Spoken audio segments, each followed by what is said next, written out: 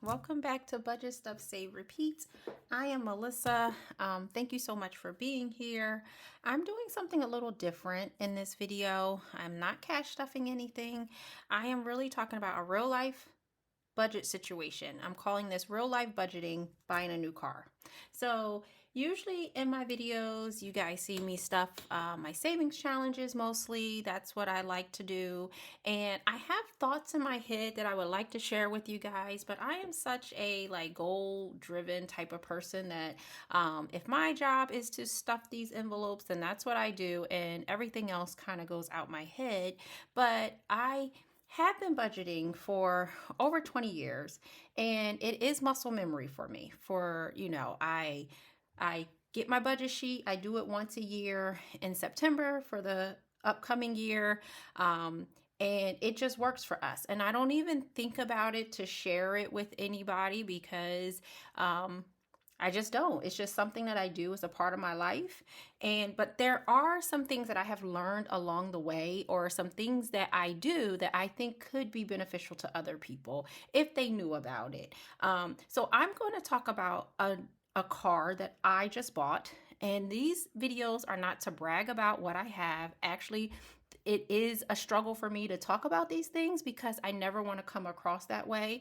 But just to give you my thought process on how we budget and how we make these decisions when we're buying big ticket items that we know we need in life. We need a vehicle. And so I'm just going to take you through it. So I don't buy new cars. I'll start off with that. And nothing that I say is judging anyone else. I'm just telling you what my experience is and what we do in our household. So I bought a used car because we only buy used. So I was driving a Lexus RX, and it had 156,000 miles on it. So I could have kept driving the car. There was nothing wrong with the car. But once our cars get up in that 30,000 miles, my husband will start looking for a new car. And if we come across the right deal, then we'll go ahead and we'll buy a new car before we need a new car. So we don't like to buy when we need, because then you're kind of more in a desperate situation and you might not make the best decision. So he started looking. I am a person of routine. I'm not a car person. So literally he could have got me another RX and I would have been totally happy with that. I wouldn't question it at all. But I have said some things that I wanted and he listens, and so that's what he's looking for. One of the things I mentioned that I wanted was captain seats. I wanted the back seat to have the two seats and you can walk down the middle and then the back row. Okay, so he started looking at cars that had that option. One of the options that he found was a Tesla.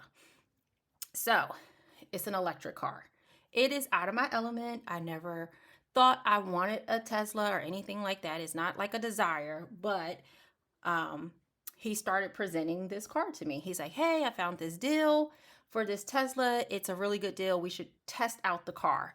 It was going in one ear and out the other because I'm like, it's a Tesla. I don't know if I want a Tesla. But then we started talking numbers. And then that's when my practical accounting side perks up. So, like I told you guys, I budget for the year. This is my budget. I'm not going to zoom in. I do it January through December, but I have a line item on here that's called car note, and I put $800, and I'll tell you why. So my husband's truck has a car note on it, and his car note is $325 a month. Okay, but we never pay the minimum. We was paying $600 a month on his car so that we could get it paid off early. Last year, we paid off his student loan. Okay, his student loan was $200 a month that we was paying towards it. We paid the final payment in December, so that freed up $200. So I was going to add that to the $600, and so that was my budget for 2024 for his car, and that was going to get the car paid off, let's say in August, but I said anywhere from August to November was fine. And so his car would be paid off, and that was it. Well, the Tesla, the asking price was $33K. and he says, I think we can get it for 28K. If we could get it for 28, um, if we could finance only 28K, then that would make the car note $469. And I said, oh, okay.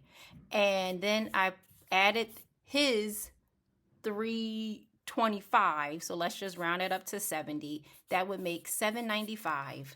So in my mind, I was already listening because we could afford both cars with the $800 that was already in our budget, and we wouldn't have to change a thing. So that became like, oh, okay, that's attractive. I think I want to entertain that portion of it, getting a new car without changing your budget. So that's what I was thinking. So we did. The asking. I think the asking price was more. Guys, I really don't know because I don't get involved with all of that kind of stuff. But we end up financing 28K. So that's what we financed for this car. But I told you guys I was driving RX. So for the RX, they gave us $4,600 for my RX. What you guys should know is that my husband's car was, I think it was like, let's just say it was like 6,600 was the balance on that. We made an $800 payment already in, and so maybe it was lower than that because once I'm looking at this math, yep, so it was 6,300. We already made the January payment of $800 because that was on my budget. And even though we got the car in January, our first payment wouldn't be due until February. So this is the remaining balance on my husband's car. You take the 4,600 that they gave us, that leaves a balance of $900. We can take that from savings and pay my husband's car off. And so there we will only have one car payment left. So that is the real reason why I bought a new car, because the math was mathing. Now, we can make these kind of decisions because we budget. There's no guessing. There's no, oh, I want a new car because I want a new smell, or I don't make emotional decisions like that. I kind of just look at the budget. And because we have this budget, let's say we overspend in a certain category way too much. With that $800 that's going to car, I know technically it could be a buffer. We try very hard not to do that. We try to stick to the budget.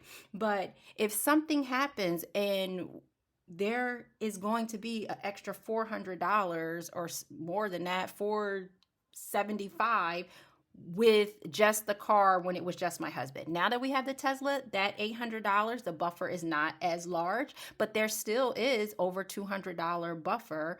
Or I said my car note is 4, so 5, so it's $300 buffer in that car note. So I just want to present something that's just something to think about. Like, budgeting is more than just getting out of debt.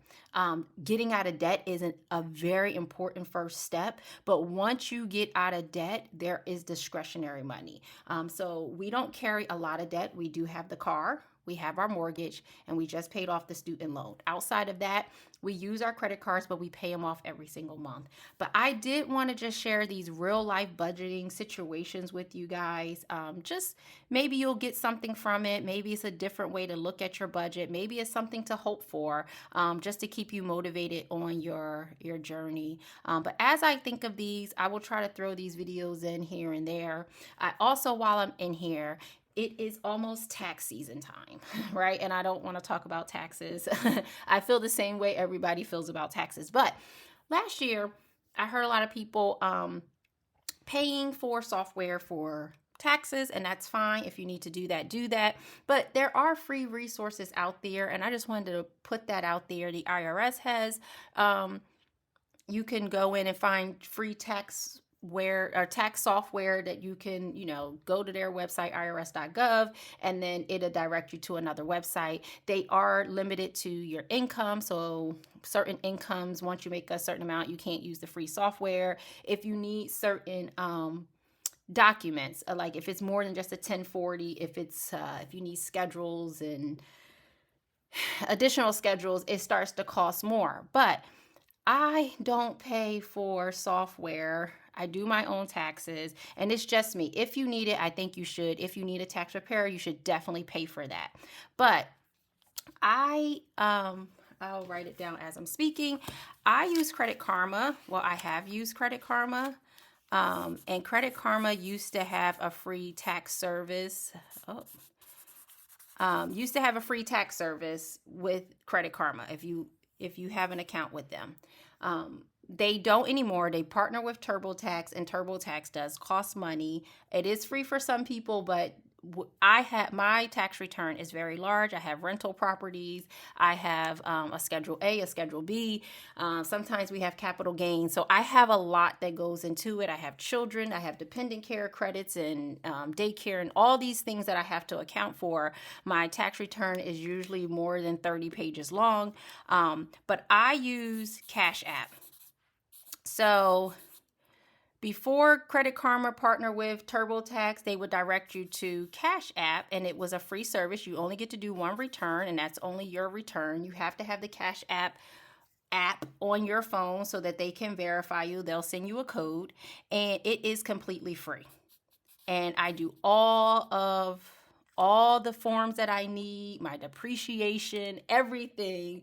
And it is a completely free. I get to look at the tax return as I'm doing it. That helps me sometimes to see what line items my numbers are going on, and I can ask questions, I can call in. So I just wanted to put that free service out there so that people are not paying hundreds of dollars for software if you don't need it. I know like TurboTax and them are very user friendly. They ask the right questions, but if you feel comfortable doing your own taxes, this is a free resource that I have used, and I'm not sponsored by them, but I have used it. I'm going to use it this year, but I just wanted to put that out there. So I hope I didn't bore you guys too much, and I will see you in the next one. All right, bye.